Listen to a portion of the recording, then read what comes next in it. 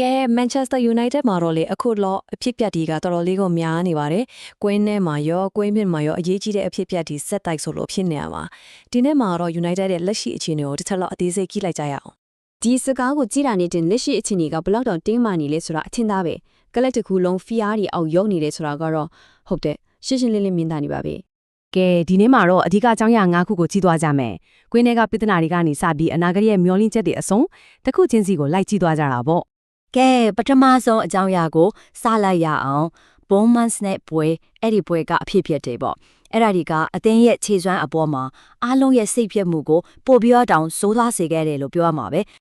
တကယ်တော့ဘောင်မော့ဖ်နဲ့ပွဲကအငင်းပွားစရာတွေမထိခင်ကားတွေကကို United ရဲ့အဝေးကွင်းရလက်တွေကမကောင်းဘူးလေစက်တိုက်ဆိုသလိုကိုစိုးနေခဲ့တာဆိုတော့ဒါကအသင်းရဲ့ယုံကြည်မှုအပေါ်မှာတော်တော်လေးကိုတက်ရောက်မှုရှိခဲ့တယ်ပေါ့အဲ့ဒီပွဲမှာအထီးကအငင်းပွားစရာဖြစ်သွားတဲ့အဖြစ်တဲ့နှစ်ခုကိုကြည့်လိုက်ရအောင်တစ်ခုကအာမတ်ဘက်ကသူ့ကိုလက်မောင်းဆွဲခဲ့တာဒါပေမဲ့ပင်နတီမပေးခဲ့ဘူးနောက်တစ်ခုကကျတော့ဘွန်မတ်ဘက်ကမကွာရဲ့အမအဲ့ဒီမှာတော့ပင်နတီပေးတယ်အနီးကပ်ပါအထက်ခံလိုက်ရတယ်ဆိုတော့ဆုံးဖြတ်ချက်တွေကတတမတ်တိမရှိဘူးပေါ့ဗျာအဲ့ဒီနေနဲ့အငင်းပွားမှုတွေကစတော့တာပဲ ။နေပြရဲ့စကားကိုနားထောင်ကြည့်တာနဲ့တင်ဒီလိုဆုံးဖြတ်ချက်တွေပေါ်ဘလောက်အထိစိတ်ပြက်နေလဲဆိုတာသိတာတယ်။တကယ်ကိုမကြေမနက်ထိနေတာပေါ့။အဲ့ဒီခန်းစားချက်ကကစားသမားတွေနဲ့နေပြအဖွဲ့တစ်ခုလုံးကိုတိုက်ရိုက်တက်ရောက်မှုရှိတာပေါ့လေ။ ကဲကွင်းလေးရဖြစ်ဖြစ်တွေကအဲ့မှာပဲရမတော့ဘူးဗျ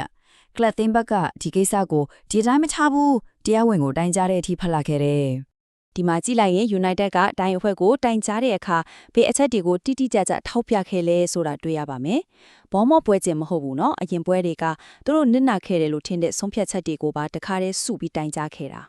ဆိုတော့ United ရဲ့တိုင်ကြားချက်ကအကြောင်းမဲ့တသက်တော့မဟုတ်ဘူးပေါ့ဘာလို့လဲဆိုတော့အတွေ့အကြုံရှိတဲ့ဒိုင်လူကြီးဟောင်းတယောက်ကိုယ်တိုင်ကတော့ဒါတွေကပယ်နတီအတေချပဲလို့ထောက်ခံပြောခဲ့တယ်လीအဲ့လိုဒီကိစ္စကပို့ပြီးတော့အလီဖာစရာဖြစ်လာတာပေါ့ ဟုတ်ပြီကွင်းရင်းကပြဿနာတွေကိုခဏဖေးဖေးထားလိုက်အောင်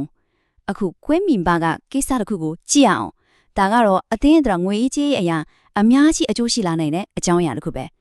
90ရာခိုင်နှုန်းဟုတ်ပါရဲ့90ရာခိုင်နှုန်းကဲဒီကိန်းကနန်းက United ပဲနိုင်ရဲ့အတွက်ဘလို့အထောက်အကူထိလာနိုင်မလဲစက်ကြည့်ကြတာမို့ ဒီမှာတွက်ပြထားတာကိုကြည့်လိုက်ရအောင်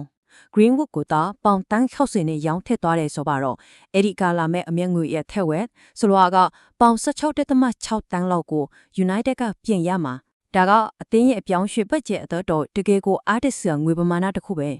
ဒါပေမဲ့အဲ့ဒီငွေကိုအပြည့်အဝတော့မရသေးဘူးဂက်တာဖီအသင်းကိုလည်းသူတို့ရဲ့ဝေစုခွဲပေးရအောင်မှာဆိုတော့လေ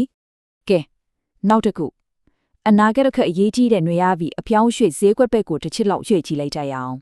ဒီနွေရာသီမှာ United နဲ့အတန်ကျဲဆုံးထွက်နေတဲ့ကစားသမားကတော့ Newcastle က Bruno Guimaraes ပဲသူ့ကိုခေါ်ဖို့ဆိုရင်ပြောင်းရွှေ့ကြီးကပုံတန်း80လောက်ထိရှိနိုင်တယ်လို့သတင်းတွေကဆိုလေကြတယ် ဒါပေမဲ့ Newcastle manager ကတော့ဒီသတင်းတွေကိုလုံးဝကိုအတိတ်ပဲမရှိဘူးဆိုပြီးပြက်ပြက်သားသားငင်းထားတယ်ဆိုတော့ဒီပြောင်းရွှေ့ကဖြစ်လာကိုတော်တော်လေးကိုခဲရင်းမဲ့သဘောမှရှိနေတယ် ကဲလက်ရှိအချက်အသေးတွေအပြောင်းရွှေ့တည်နေကနေခဏခွာပြီးတော့အသင်းရဲ့အနာဂတ်အသက်တကယ်မျှော်လင့်စရာလူငယ်အကယ်ဒမီဘက်ကိုတစ်ချက်ကြည့်လိုက်ကြရအောင်ကလပ်ရဲ့ခန်ဒဝင်းတရောက်ဖြစ်တဲ့ Michael Carrick ကိုယ်တိုင်ကပြောထားတယ်လူငယ်ကစားသမား JJ Gabriel လိုအရေးကြီးရှိတဲ့ကလေးတွေကိုဖျားနေမပေးပဲစိတ်ရှည်ရှည်နဲ့ပြောထောင်ဖို့ကဒါအရေးကြီးတယ်တဲ့ အဲ့ဒီလိုပဲနောက်ထပ်ကန်တဝင်တယောက်ဖြစ်တဲ့ Wayne Rooney ကလည်းသူတာခိုင် Rooney နဲ့ပတ်သက်ပြီးအလားတူပဲပြောထားတယ်။မျောလင့်ချက်တော့ထားတယ်။ဒါပေမဲ့လက်တွေ့ကြဟိုလဲလိုတယ်ဆိုတာကိုသူကအလေးပေးပြောထားတယ်။ သူတို့ကပတ်စံနေတီမဟုတ်ဘူးကွင်းထမ်းမှာလည်းတကယ်သက်သွေပြထားကြတယ် JJ Gabriel ရော Kai Rooney ရောနေအောင်လုံးက U18 အသင်း Black Spam ကိုတုံးကိုပြက်နဲ့အနိုင်ရခဲ့တဲ့ပွဲမှာဂိုးတွေထွင်းခဲ့ကြတာဗျာ ကဲဒီတော့အချို့ပြောရရင်ခွင်းထဲကအချက်အသေးတွေခွင်းမင်ကငွေကြေးအခွင့်လန်းတွေပြီးတော့ Academy ကနေတက်လာမဲ့လူငယ်ချေပွင့်လေးတွေဒီသုံးခုထဲကဘယ်အရာက Manchester United ရဲ့ရှစ်ခရီးကိုပုံဖော်သွားမလဲဒါကတော့ကျွန်တော်တို့အားလုံးဆက်ပြီးစောင့်ကြည့်သွားရမယ်ဒီကဲကိုစိတ်ဝင်စားစရာကောင်းတဲ့မိခွန်းတစ်ခုပါပဲ